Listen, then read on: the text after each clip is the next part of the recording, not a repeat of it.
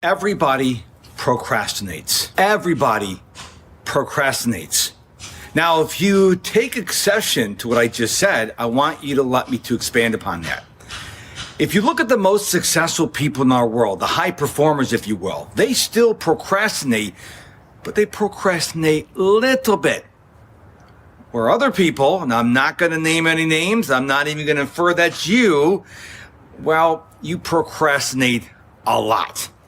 So what I want to do is I want to give you 5 ideas on how you can control procrastination.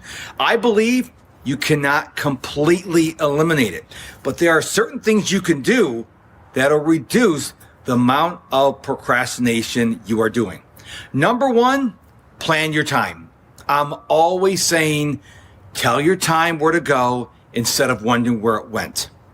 When you plan your time intentionally, you think about what do you want to do tomorrow if you're planning the day before? What do you want to do today if you're planning the morning of? What do you want to do this week, this month, this quarter? When you intentionally plan, you're less likely to procrastinate. The worst thing in my mind that you could have is a calendar with nothing on it, because then you start rationalizing to yourself, well, I'll just take it easy today, or I'm sure I'll get something done. So plan your time. Idea number 2, do an exercise I call O-Day. Outsource, delegate, automate, and eliminate. So what you do is over a period of 2, 3, 4, 5 days, write down everything you do. Now, I don't want you to judge if it should be done by you or someone else. Don't get ahead of yourself. Just write down everything you do for as many days as you need to get a clear picture of what you're doing. Then I want you to sit down with that list, and anything that can be outsourced, I want you to outsource it. Anything that can be delegated, I want you to delegate it. Anything that can be automated, this is a big one, I want you to automate it. And anything that can be eliminated, my favorite letter, I want you to eliminate it.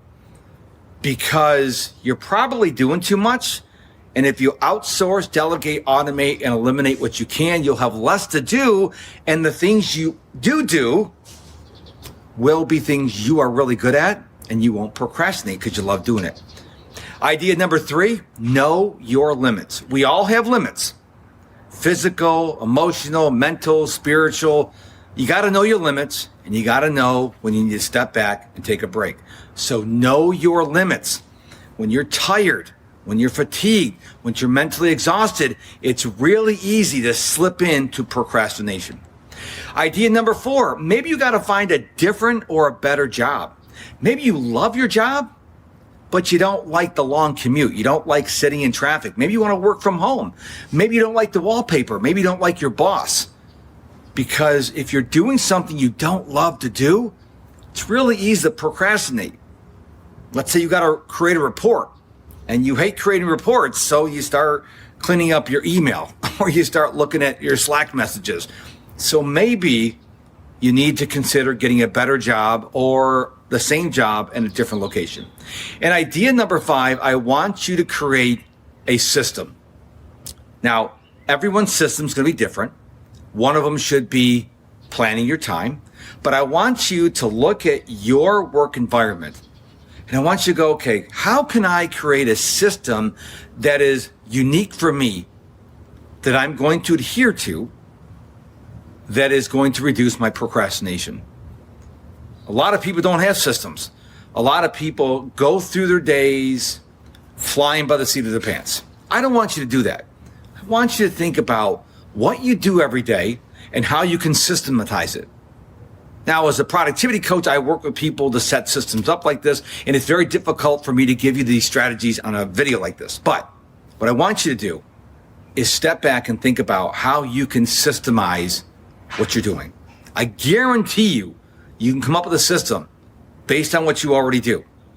Systems help reduce procrastination. So again, the 5 ideas I have for you reducing, remember, you cannot 100% eliminate procrastination, but you can certainly reduce it. Number 1, plan.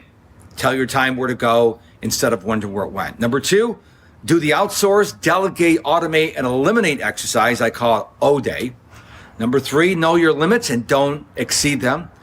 Number 4, find a different or better job. And number 5, create a system. So I hope you got value from the video today. Hey, Rockstar. Thank you so much for reaching the end of the podcast. I truly appreciate your time and attention. So I want to help you more. And the best way to do that is for you to head on over to my website, MrProductivity.com, MISTER, MrProductivity.com. There you can sign up for my free email newsletter, find out about my coaching.